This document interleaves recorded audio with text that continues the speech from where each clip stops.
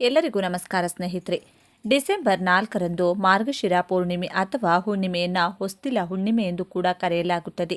ಈ ಬಾರಿ ಮಾರ್ಗಶಿರ ಅಥವಾ ಮಾರ್ಗಶಿರ ಪೂರ್ಣಿಮೆಯನ್ನು ಡಿಸೆಂಬರ್ 4ರಂದು ಆಚರಿಸಲಾಗುವುದು. ಉಪ್ಪಿನ ಜಾಡಿಯಲ್ಲಿ ಈ 3 ಪದಾರ್ಥಗಳನ್ನು ಬಚ್ಚಿಡಿ. ಉಪ್ಪಿನ ಜಾಡಿಯಲ್ಲಿ ಈ 3 ಪದಾರ್ಥಗಳನ್ನು ಬಚ್ಚಿಡೋದ್ರಿಂದ ನಿಮ್ಮ ಮನೆಯಲ್ಲಿ ಹಣಕಾಸಿನ ಸಮಸ್ಯೆಗಳಿತ್ತು ಅಂದರೆ ಆ ಸಮಸ್ಯೆಗಳೆಲ್ಲ ಸಂಪೂರ್ಣವಾಗಿ ನಿರ್ಮೂಲನೆಯಾಗಿ ಧನಲಾಭವಾಗುತ್ತದೆ. ವೃತ್ತಿ ಜೀವನದಲ್ಲಿ ಪ್ರಗತಿಯನ್ನು ಸಾಧಿಸುತ್ತೀರಾ. ವ್ಯಾಪಾರ ವಹಿವಾಟುಗಳಲ್ಲಿ ಲಾಭಾಂಶವನ್ನು ಸಾಧಿಸುತ್ತೀರಾ. ಸಾಲ ಬಾಧೆಗಳು ನಿವಾರಣೆಯಾಗುತ್ತದೆ. ಕೋಟಿ ಕೋಟಿ ಹಣ ನಿಮ್ಮನ್ನ ಹುಡುಕಿಕೊಂಡು ಬರುತ್ತದೆ. ಆಕಸ್ಮಿಕ ಧನಲಾಭವಾಗುತ್ತೆ ಅಂತಾನೆ ಹೇಳಲಾಗುತ್ತೆ. ಸ್ನೇಹಿತರೆ, ಉಪ್ಪು ಲಕ್ಷ್ಮಿ ಸ್ವರೂಪವಾದಂಥದ್ದು. ಯಾವಾಗಲೂ ಮನೆಯಲ್ಲಿ ಉಪ್ಪು ಖಾಲಿ ಆಗಬಾರ್ದು. ಇನ್ನೇನು ಸ್ವಲ್ಪ ಉಪ್ಪಿದೆ ಅನ್ನುವಾಗಲೇ ಉಪ್ಪನ್ನ ತಂದು ಉಪ್ಪಿನ ಜಾಡಿಯಲ್ಲಿ ಹಾಕಬೇಕು. ಹಾಗೆ ಸ್ನೇಹಿತರೆ, ಉಪ್ಪನ್ನು ನಾವು ಈ ಮಣ್ಣಿನ ಜಾಡಿ, ಪಿಂಗಾಣಿ ಜಾಡಿ ಏನು ಹೇಳ್ತೀವಿ ಆ ಜಾಡಿಯಲ್ಲಿ ಇಟ್ಕೊಳ್ಬೇಕು, ಇಲ್ಲ ಗಾಜಿನ ಬಾಟ್ಲಲ್ಲಿ ಇಟ್ಕೊಳ್ಬೇಕು. ಹಾಗೆ ನೀವು ಯಾವುದೇ ಕಾರಣಕ್ಕೂ ಸ್ಟೀಲ್ ಡಬ್ಬಗಳಲ್ಲಿ, ಪ್ಲಾಸ್ಟಿಕ್ ಡಬ್ಬಗಳಲ್ಲಿ ಉಪ್ಪನ್ನು ಇಡಬಾರ್ದು. ಹಾಗೆ ಗಾಜಿನ ಡಬ್ಬದಲ್ಲಿ ಇಟ್ಟರೂ ಉಪ್ಪು ನಮಗೆ ಬೇರೆಯವರ ಕಣ್ಣಿಗೆ ಗೋಚರಿಸಬಾರದು ಅಂತ ಹೇಳ್ತಾರೆ ಸ್ನೇಹಿತರೆ. ಅಂದರೆ ಮನೆಗೆ ಬೇರೆ ಯಾರೋ ಬಂದಿದ್ದಾಗ ಆ ಉಪ್ಪು ಬೇರೆಯವರಿಗೆ ಕಾಣಿಸಬಾರ್ದು ಅಂತ ಹೇಳ್ತಾರೆ. ಅಂದರೆ ಉಪ್ಪನ್ನು ಒಂದು ಕಡೆ ಸರಿಯಾದ ರೀತಿಯಲ್ಲಿ ಅದಕ್ಕೆ ಒಂದು ಜಾಗ ಅಥವಾ ಒಂದು ಪೀಠ, ಒಂದು ಹಲಿಗೆ, ಒಂದು ಮಣೆ ಏನಾದರೂ ಒಂದನ್ನು ಜಾಗನ ಅರೇಂಜ್ ಮಾಡಿ ಶುದ್ಧವಾದಂಥ ಜಾಗದಲ್ಲಿ ಉಪ್ಪನ್ನು ಇಡಬೇಕು. ಉಪ್ಪು ಲಕ್ಷ್ಮಿ ಸ್ವರೂಪ ಅಂತ ಹೇಳಲಾಗುತ್ತೆ. ಸಮುದ್ರ ಮಂಥನ ಅಂದರೆ ಕ್ಷೀರಸಾಗರ ಮಂಥನದ ಸಂದರ್ಭದಲ್ಲಿ ಲಕ್ಷ್ಮಿಯ ಜನನವಾಯಿತು. ಲಕ್ಷ್ಮಿಯೊಂದಿಗೆ ಸಾಕಷ್ಟು ಒಂದು ವಸ್ತುಗಳು ಕೂಡ ಜನನವಾಯಿತು. ಅದರಲ್ಲಿ ಮುಖ್ಯವಾಗಿ ಪ್ರಧಾನವಾದಂತಹ ವಸ್ತು ಅಂದರೆ ಈ ಕಲ್ಲುಪ್ಪು. ಕಲ್ಲುಪ್ಪು ಲಕ್ಷ್ಮೀ ದೇವಿಯ ಸಹೋದರಿಯ ಸಮಾನ.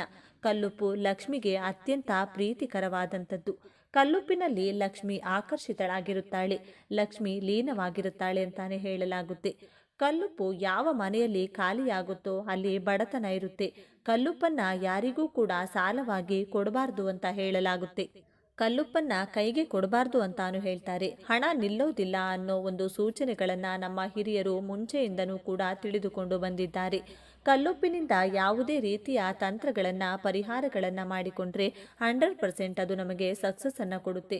ಉಪ್ಪು ಆಹಾರದಲ್ಲಿನ ರುಚಿಯನ್ನು ಹೇಗೆ ಹೆಚ್ಚಿಸುತ್ತೋ ಅದೇ ರೀತಿಯಲ್ಲಿ ನಮಗಾಗಿರುವಂತಹ ದೋಷಗಳನ್ನು ನಿವಾರಣೆ ಮಾಡುವಂಥ ಶಕ್ತಿ ಉಪ್ಪಿಗಿದೆ. ಹಾಗಾಗಿ ನಮ್ಮ ಹಿರಿಯರು ಉಪ್ಪಿನಿಂದ ದೃಷ್ಟಿ ದೋಷಗಳನ್ನು ನಿವಾರಣೆ ಮಾಡ್ತಾ ಇದ್ರು. ಅದೇ ರೀತಿಯಿಂದ ಅನಾದಿ ಕಾಲದಿಂದ ಒಂದಷ್ಟು ಜನರು ಉಪ್ಪಿನಿಂದ ತಂತ್ರಗಳನ್ನು ಮಾಡಿಕೊಂಡಿದ್ದಾರೆ. ಈ ತಂತ್ರಗಳ ಮುಖಾಂತರವಾಗಿ ಲಕ್ಷ್ಮಿಯನ್ನ ಆಕರ್ಷಣೆ ಮಾಡಿ ಹಿಡಿದಿಟ್ಟುಕೊಂಡಿದ್ದಾರೆ ಅಂತಾನೆ ಹೇಳ್ಬೋದು. ಲಕ್ಷ್ಮಿ ಈ ಉಪ್ಪಿನಲ್ಲಿ ಇರೋದ್ರಿಂದ ಈ ಉಪ್ಪಿನಲ್ಲಿ ನಾವು ಮಾಡುವಂಥ ಈ ಪರಿಹಾರಗಳು ಲಕ್ಷ್ಮಿಯನ್ನ ಆಕರ್ಷಿಸುತ್ತೆ. ಮನೆಗೆ ಲಕ್ಷ್ಮಿ ಬಂದು ಕುಳಿತು ನೀವು ಬೇಡಿದ ವರಗಳನ್ನು ಕರುಣಿಸ್ತಾಳೆ ಅಂತಾನೆ ಹೇಳಲಾಗುತ್ತೆ. ಹಾಗಾಗಿ ಕಲ್ಲುಪ್ಪಿನಿಂದ ಈ ಪರಿಹಾರವನ್ನ ತಪ್ಪದೆ ಪ್ರತಿಯೊಬ್ಬರೂ ಕೂಡ ಮಾಡಿಕೊಳ್ಬೇಕಾಗುತ್ತೆ. ಉಪ್ಪಿಗೋಸ್ಕರ ಜಾಡಿಯನ್ನ ಇಟ್ಕೊಳ್ಳಿ. ಜಾಡಿ ಶುಭ್ರವಾಗಿರುವಂತೆ ಗಮನದಲ್ಲಿಟ್ಕೊಳ್ಳಿ. ಹಾಗೆ ಪ್ರತಿ ಶುಕ್ರವಾರ ನೀವು ಪೂಜಿಸುವಂತಹ ಸಂದರ್ಭದಲ್ಲಿ ನಿಮ್ಮ ಉಪ್ಪಿನ ಜಾಡಿಗೂ ಕೂಡ ಒಂದು ಧೂಪ ದೀಪವನ್ನ ಅಂದರೆ ಒಂದು ಊದ್ಬತ್ತಿಯನ್ನ ಬೆಳಗಿ ಒಂದು ನಮಸ್ಕಾರ ಮಾಡಿಕೊಳ್ಳಿ. ಉಪ್ಪಿನ ಜಾಡಿ ಮೇಲೆ ಒಂದು ಪುಷ್ಪವನ್ನಾದರೂ ಇಟ್ಟು ನಮಸ್ಕರಿಸಿಕೊಳ್ಳಿ. ಈ ಒಂದು ತಂತ್ರವನ್ನ ಮಾಡಿದ ನಂತರ 100% ಲಕ್ಷ್ಮಿ ನಿಮ್ಮ ಮನೆಯಲ್ಲಿ ನಿಮ್ಮನ್ನ ಆಶೀರ್ವದಿಸುತ್ತಾಳೆ, ಹಣದ ಮಳೆಯನ್ನ ಸುರಿಸ್ತಾಳೆ ಅಂತಾನೆ ಹೇಳಲಾಗುತ್ತೆ. ಉಪ್ಪಿನ ಜಾಡಿಯಲ್ಲಿ ಯಾವ ಪದಾರ್ಥವನ್ನ ಇಡಬೇಕು ಅಂತಂದ್ರೆ, ಮೊದಲನೆಯದಾಗಿ ಈ ಒಂದು ಪರಿಹಾರಕ್ಕೆ ನೀವು ಮಾಡ್ಕೊಳ್ಬೇಕಾಗಿರೋದು ಹಳದಿ ಬಣ್ಣದ ಬಟ್ಟೆಯನ್ನ, ಒಂದು ಚಿಕ್ಕದಾದ ಬಟ್ಟೆಯನ್ನ ತೆಗೆದುಕೊಳ್ಳಿ. ಒಂದು ಚಿಕ್ಕ ಅಂಗೈ ಅಗಲದ ಬಟ್ಟೆಯನ್ನ ತೆಗೆದುಕೊಳ್ಳಿ. ಶುದ್ಧವಾಗಿರುವಂತಹ ಬಟ್ಟೆ ಆಗಿರಬೇಕು. ಯಾವುದೇ ಹಳೆ ಬಟ್ಟೆಯನ್ನ ಉಪಯೋಗಿಸಬೇಡಿ.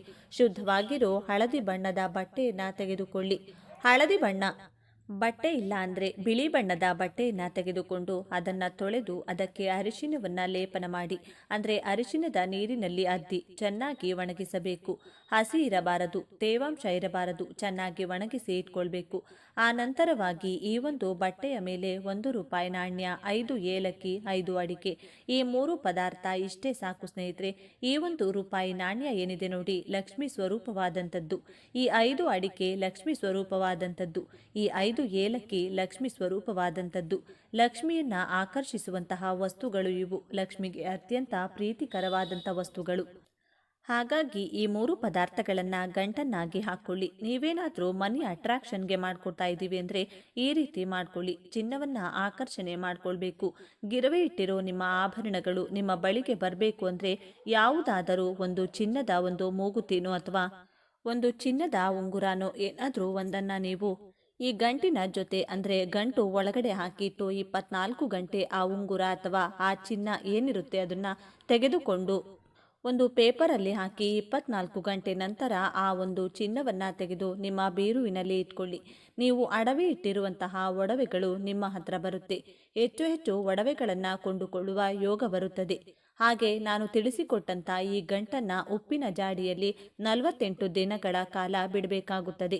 48 ದಿನ ನೀವು ಉಪ್ಪಿನ ಜಾಡಿಯಲ್ಲಿ ಈ ಒಂದು ವಸ್ತುಗಳನ್ನು ಬಿಟ್ಟರೆ ಅಂದರೆ ಆ 48 ದಿನದೊಳಗೆ ವಿಪರೀತವಾದಂಥ ಧನ ಪ್ರಾಪ್ತಿಯಾಗುತ್ತೆ. ಹಣ ನಿಮ್ಮನ್ನ ಹುಡುಕಿಕೊಂಡು ಬರುತ್ತೆ. ಸಾಲ ಬಾಧೆಗಳು ನಿವಾರಣೆಯಾಗುತ್ತೆ. ಎಷ್ಟೇ ಸಾಲ ಇದ್ರೂ ಕೂಡ ಅದನ್ನು ತೀರಿಸುವಂತಹ ದಾರಿ ಮಾರ್ಗ ಸುಲಭವಾಗಿ ಓಪನ್ ಆಗುತ್ತದೆ. ಹಣ ಅಂದರೆ ಧನದ್ವಾರಗಳು ತೆರೆದುಕೊಳ್ಳುತ್ತವೆ ಅಂತಾನೆ ಹೇಳಲಾಗುತ್ತೆ. ಈ ಒಂದು ಅದ್ಭುತ ಪರಿಹಾರ ಅನಾದಿ ಕಾಲದಿಂದ ಬಂದಿರುವಂಥದ್ದು. ತಪ್ಪದೇ ಮಾಡಿಕೊಳ್ಳಿ. 48 ದಿನಗಳ ನಂತರ ಈ ಬಟ್ಟೆಯಲ್ಲಿರುವಂತಹ ಹಣ ಇಡುವ ಜಾಗದಲ್ಲಿಡಿ. ಅಡಿಕೆ ಹಾಗೂ ಈ 5 ಏಲಕ್ಕಿಯನ್ನು ತುಳಸಿ ಗಿಡದ ಬುಡದಲ್ಲಿ ಊತಿಡಿ ಅಥವಾ ಯಾವುದಾದರೂ ದೈವ ವೃಕ್ಷದ ಬುಡದಲ್ಲಿ ಊತಿಟ್ಟು ಬಿಡಿ.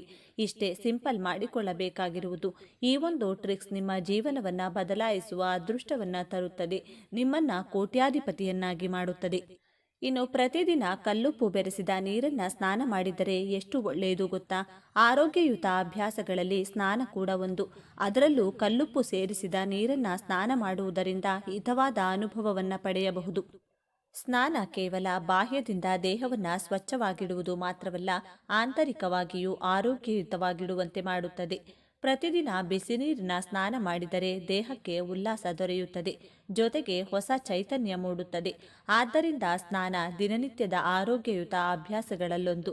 ಅದೇ ರೀತಿ ಉಪ್ಪನ್ನು ಮಿಶ್ರಣ ಮಾಡಿದ ನೀರನ್ನು ಸ್ನಾನ ಮಾಡಿದರೆ, ಹೌದು, ಪ್ರತಿದಿನ ಸ್ನಾನದಲ್ಲಿ ನೀರಿಗೆ ಕಲ್ಲುಪ್ಪಿನ ಬಳಕೆ ಮಾಡಿದರೆ ಆರೋಗ್ಯಕ್ಕೆ ಇನ್ನೂ ಒಳ್ಳೆಯದು. ಮಾನಸಿಕ ಆರೋಗ್ಯವನ್ನು ಕೂಡ ಉತ್ತಮವಾಗಿಟ್ಟುಕೊಳ್ಳಲು ಕಲ್ಲುಪ್ಪಿನ ನೀರಿನ ಸ್ನಾನ ಸಹಾಯಕವಾಗಿದೆ. ಹಾಗಾದರೆ ಏನೆಲ್ಲ ಪ್ರಯೋಜನಗಳನ್ನು ಪಡೆಯಬಹುದು ಎನ್ನುವ ಮಾಹಿತಿಯನ್ನು ಇಲ್ಲಿ ಹೇಳಲಾಗಿದೆ ನೋಡಿ. ಒಂದು ರೀತಿಯಲ್ಲಿ ಸ್ನಾನ ಮಾಡಿದ ನಂತರ ದೇಹ ಪೂರ್ತಿ ರಿಲ್ಯಾಕ್ಸ್ ಆಗುತ್ತದೆ, ಹೊಸ ಚೈತನ್ಯ ಭಾವನೆ ಮೂಡುತ್ತದೆ. ಅದೇ ತೆರನಾದ ಪ್ರಯೋಜನವನ್ನು ನೀರಿಗೆ ಕಲ್ಲುಪ್ಪು ಸೇರಿಸಿ ಸ್ನಾನ ಮಾಡಿದಾಗ ಕೂಡ ದೊರೆಯುತ್ತದೆ. ಅಲ್ಲದೆ ಇದು ಒತ್ತಡವನ್ನು ನಿವಾರಿಸುತ್ತದೆ ಮತ್ತು ನಿಮ್ಮ ದೇಹ ಮತ್ತು ಮನಸ್ಸನ್ನು ಬಹಳ ಶಾಂತಿಯುತ ರೀತಿಯಲ್ಲಿರುವಂತೆ ಮಾಡುತ್ತದೆ. ನಿಮ್ಮ ಚರ್ಮವನ್ನು ಮೃದು ಮತ್ತು ಹೊಳಪಾಗಿರುವಂತೆ ಮಾಡುತ್ತದೆ. ಎನರ್ಜಿಯನ್ನು ಹೆಚ್ಚಿಸುತ್ತದೆ. ನಮ್ಮ ದೇಹ ಮತ್ತು ಮನಸ್ಸನ್ನು ವಿಶ್ರಾಂತಿ ಮಾಡುವುದರ ಹೊರತಾಗಿ ಉಪ್ಪನ್ನು ಸೇರಿಸಿ ಸ್ನಾನ ಮಾಡಿದಾಗ ಶಕ್ತಿಯ ಮಟ್ಟವನ್ನು ಹೆಚ್ಚಿಸುತ್ತವೆ ಮತ್ತು ಹಿತವಾದ ಸ್ನಾನವು ನೋವು ಮತ್ತು ಒತ್ತಡದ ಮನಸ್ಸಿಗೆ ಚಿಕಿತ್ಸೆ ನೀಡುತ್ತದೆ. ಮೃದುವಾದ ಚರ್ಮ ಮತ್ತು ಶಾಂತ ಮನಸ್ಸನ್ನು ನೀಡುತ್ತದೆ. ಮೆಗ್ನೀಷಿಯಂ ಹೊಂದಿರುವ ಲವಣಗಳ ಯುಕ್ತ ಸ್ನಾನವು ಆರೋಗ್ಯ ಉತ್ತಮವಾಗಿಸಲು ಹೆಚ್ಚು ಪರಿಣಾಮಕಾರಿಯಾಗಿದೆ. ಉತ್ತಮ ನಿದ್ದೆ. ಕೆಲವರು ಸಂಜೆ ಸ್ನಾನ ಮಾಡುತ್ತಾರೆ. ಹೀಗಿದ್ದಾಗ ಆದಷ್ಟು ನೀರಿಗೆ ಉಪ್ಪನ್ನು ಸೇರಿಸಿ ಸ್ನಾನ ಮಾಡಿ. ಇದರಿಂದ ರಾತ್ರಿ ಚೆನ್ನಾಗಿ ನಿದ್ದೆ ಬರುತ್ತದೆ. ಸಾಮಾನ್ಯವಾಗಿ ಉತ್ತಮ ಸ್ನಾನವು ಉತ್ತಮ ನಿದ್ರೆಗೆ ಕಾರಣವಾಗುತ್ತದೆ. ಸ್ನಾನದ ಲವಣಗಳ ಬಳಕೆಯ ಉತ್ತಮ ನಿದ್ರೆಯು ಪಡೆಯಲು ನಿಮಗೆ ಸಹಾಯ ಮಾಡುತ್ತದೆ. ಇದು ನಿದ್ರಾಹೀನತೆ ನಿವಾರಿಸಲು ಸಹಾಯ ಮಾಡುತ್ತದೆ. ಹೀಗಾಗಿ ಉಪ್ಪು ಯುಕ್ತ ನೀರಿನ ಸ್ನಾನ ದೇಹಕ್ಕೆ ಆರಾಮದಾಯಕ ಅನುಭವವನ್ನು ನೀಡುತ್ತದೆ. ಉಪ್ಪು ನೀರಿನ ಸ್ನಾನಕ್ಕೆ ಹೀಗೆ ಮಾಡಿ. ಸ್ನಾನಕ್ಕೆ ಕಲ್ಲುಪ್ಪನ್ನು ಮಾತ್ರ ಬಳಸಿ. ಅದು ಅಯೋಡಿನ್ ಯುಕ್ತ ಉಪ್ಪಾಗಿದ್ದರೆ ಇನ್ನೂ ಒಳ್ಳೆಯದು. ಸುಲಭವಾಗಿ ನೀರಿನಲ್ಲಿ ಕರಗುತ್ತದೆ ಕೂಡ. ಒಂದು ಬಕೆಟ್ ನೀರಿಗೆ 2 ಅಥವಾ 3 ಟೀ ಸ್ಪೂನ್ ಉಪ್ಪನ್ನು ಸೇರಿಸಿಬಿಡಿ. ಬೇಗನೆ ಕರಗುತ್ತದೆ. ನಂತರ ಸ್ನಾನ ಮಾಡಿ. ಸ್ನೇಹಿತರೆ, ವಿಡಿಯೋ ನೋಡಿದ್ದಕ್ಕಾಗಿ ಧನ್ಯವಾದಗಳು.